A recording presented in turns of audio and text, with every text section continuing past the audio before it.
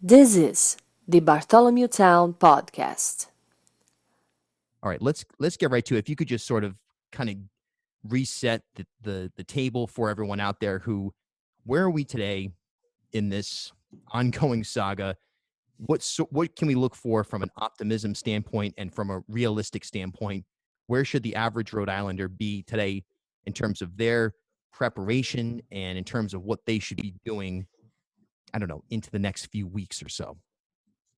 Right. Bill, it's a great place to start because I think first let me set some context. When we talk about the SARS CoV-2 virus, the COVID disease, this is still a very new pandemic. And part of why I want to just get that out in the open is, it was 113 days ago when the first patient was sick in China, right?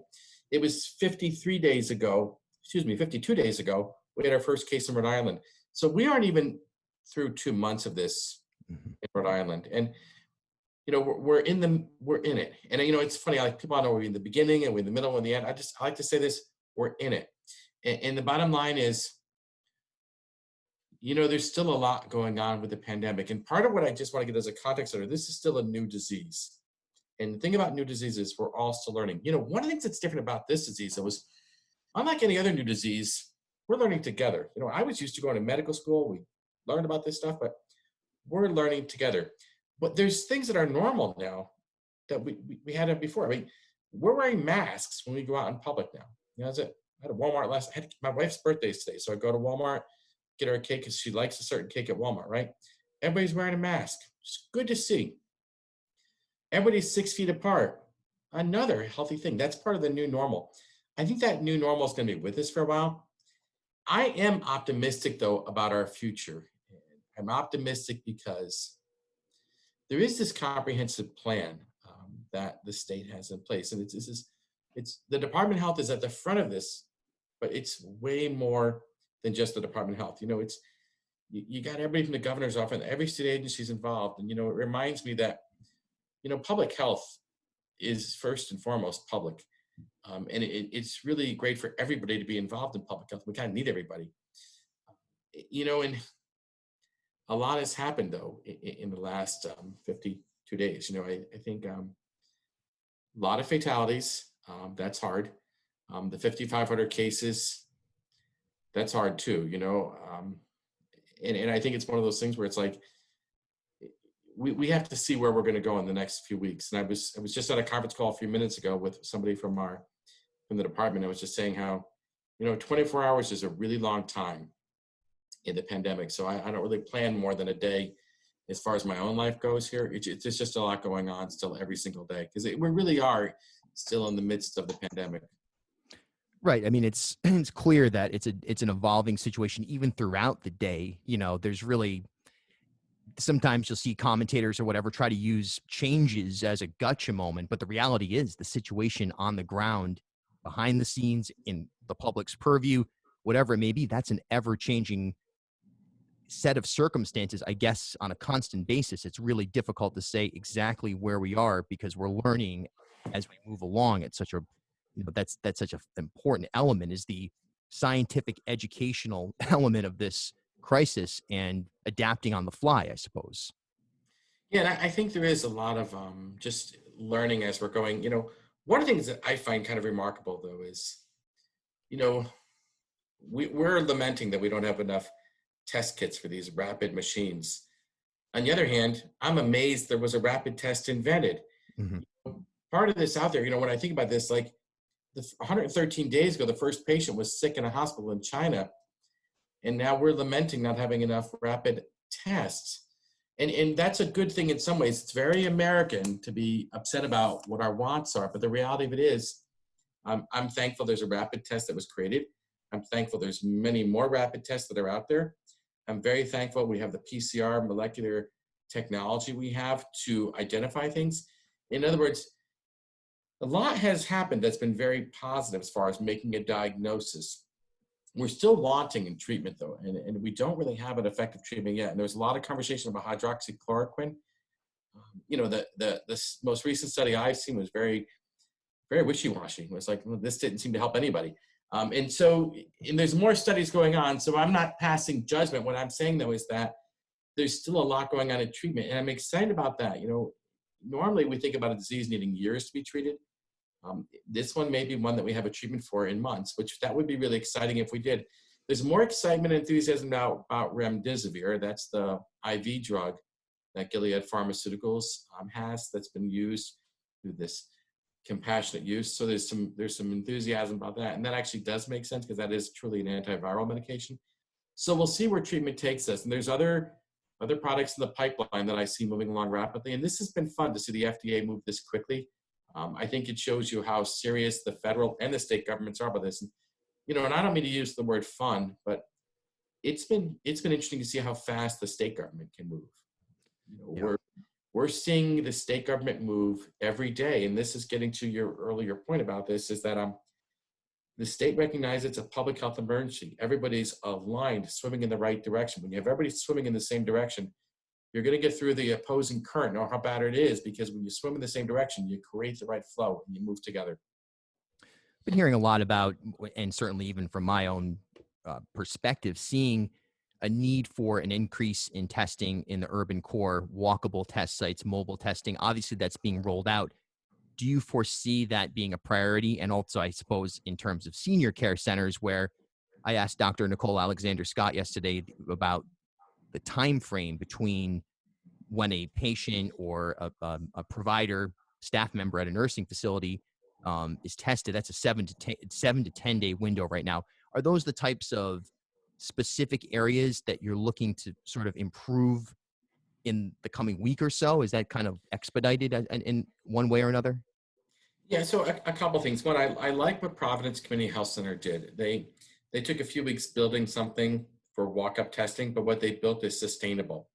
And what I think what Providence Community Health Center did that I thought was really wise was they recognized there's a long game here. In other words, they need to build something that's going to last not just for a couple days, or a couple weeks, but to go on, because this is part of where the future is here. So I give them a lot of credit for doing it the right way, and they're doing a good job. I was exchanging email with Dr. Saul, the medical director, last night, and he gave me a good report about day one, and I'm hearing good things about day two going on so far. As far as nursing homes go, our future there is gearing up. We're doing some of this already. We're doing what we call cyclical testing. Cyclical testing means we're going to be there every week or so, just testing the staff and the residents in all of these nursing homes, the ones that are most affected at first. And that's really the beginning of our surveillance on this. And part of the reason I talk about surveillance, what surveillance is, and keep in mind, in the past 2 months here, we've been doing case finding. Case finding means we're going to try to find the people who are sick. That's what case finding is. It's a public health intervention. That's what case finding is. Surveillance means now we're just testing people who happen to be in a particular environment. And surveillance is different. And the reason why surveillance is important is what we're really recognizing with the virus, the SARS-CoV-2 virus that causes the COVID-19 diseases. Some people are asymptomatic. And if you find those folks sooner and then have them isolated, get them out of play, you're much less likely to spread the disease. So that's why surveillance is important. And then if someday treatment gets available, surveillance will be nice to identify who gets treated first. But the surveillance is a nice next step for us, and I'm surprised how quick we were able to get to that. I don't know if other states are getting there. We want more testing, but we're actually doing more testing than anyone else in the country. But I think part of the reason we want more testing is we want to get over this pandemic as quick as we can, which is the direction we all want to head in on this. No question about it. What about from on your end, from sort of inside the tent, if you will? How's everyone holding up that's leading the charge here? I mean, this has got to be mentally and physically taxing. I know it's sort of a personal question, but, I think just looking at a 52-day run here so far, what are you learning inside your own department, and how maybe to operate, I don't want to say more effectively to pass judgment, but differently going forward? Do you feel like the Department of Health writ large is growing through this experience? Yeah, so here's something I've noticed about the Department of Health is, so it has been 52 days. I have taken one day off in those 52 days so far. It was Easter Sunday, and that was just a good idea for everybody. I'm actually not tired though, and I'm pretty enthusiastic. It's like, as a doctor, when the patient's sick, you stand by the bedside and you do what you need to do. So as a public health physician, I'm at the bedside of public health right now, and I'm happy being there. And one of the things I noticed about the department, and it's funny, the Rhode Island Department of Health, it's a very interesting place. From an organizational culture standpoint, and this has just been built for years, it's actually a very positive, restorative place to work. I like working at the Rhode Island Department of Health. There's a lot of positive, restorative people. And it was intriguing to me how a couple months ago, people just started recognizing this was a big deal. And, I didn't have to ask people to work late and come in early. They just knew that was what you do. And we didn't have to ask people who worked in one part of the Department of Health to start helping in the other part of the department. They recognized there was a need. And when you have a collegial spirit, an organizational culture where people actually work well together, this happens rather organically. And I'm pretty excited about that because, I haven't seen that in every place I've worked in my career. And I'm old. I've worked a lot of places. And this is part of why the Department of Health is growing. It's a pretty healthy place to work though. But I haven't come across a lot of complaining. I haven't seen that. I haven't seen a lot of anger either. I haven't seen that either.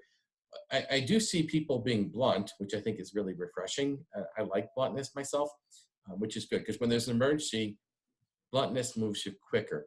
And I do think sometimes a healthy organization can be blunt, and that's a very good thing to be. I can't say that everybody's happy all the time, but happy isn't what's needed to survive a pandemic. You need people to be healthy to move forward and work in an effective manner. But most of the time, people seem to be pretty happy. They're always very professional. I mean, I think the department's growing really rapidly.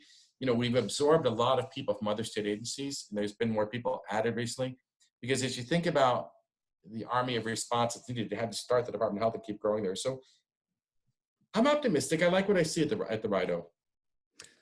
What's your message to anyone out there who, whether they're planning on protesting at the State House on Saturday that we should open the economy up completely immediately, or they're a skeptic for whatever reason? I had one person today suggest that there should be a public health campaign in which there's harsh video of someone on a ventilator alone in a hospital room, sort of like the ripple effect that the DOT and RDW group put together, really, again, bluntly demonstrating the impact of this disease. But what's your message to anyone out there who's a skeptic right now of anything that's happening or is trying to resist the work that is happening on the medical and scientific fronts?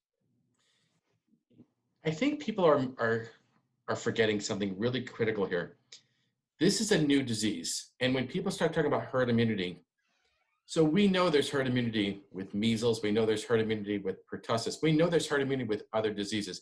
And herd immunity means if enough people get the infection, the few that aren't will be protected.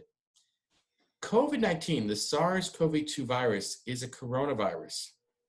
Coronaviruses cause the common cold every year. The original SARS virus and the MERS viruses were similar. There wasn't long-lasting immunity from those viruses. The really important point I'm saying is I don't know that there'll be long-lasting immunity from the SARS-CoV-2 virus. Why that's really important is when people are saying open the economy, let it just happen, is they're assuming there'll be long-term immunity, which may not be the case. The other thing people are forgetting is we don't know if there's long-term problems with having this disease. It's a new disease. We don't know what a 6-month outcome looks like because no one's had it that long. And so we have to be cognizant that when you get more people out there. The other thing we don't know is right now the virus hasn't mutated all that much, but the more people who get the virus, then you run the risk, does it mutate into something worse? So people need to cool their brakes and just sort of back off a little bit and say, wait a minute, what am I asking for? Because Bill, the country was built on life, liberty, and pursuit of happiness. No matter how you slice your politics, that's what this country was built on, was life, liberty, and pursuit of happiness. Now, to some degree, we've affected people's pursuit of happiness with closures. Schools are closed, place service, we affected that. Some people have been isolated or quarantined, given up a little bit of liberty, and we thank them for doing that. But why is this all happening?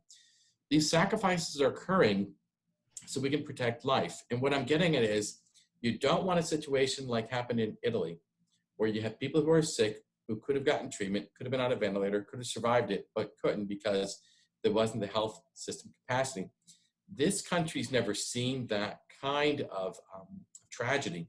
nor does it ever want to. And there's certain lessons in life, I promise you don't need to learn from experience, just need to take it at face value. That one, we don't know there's herd immunity.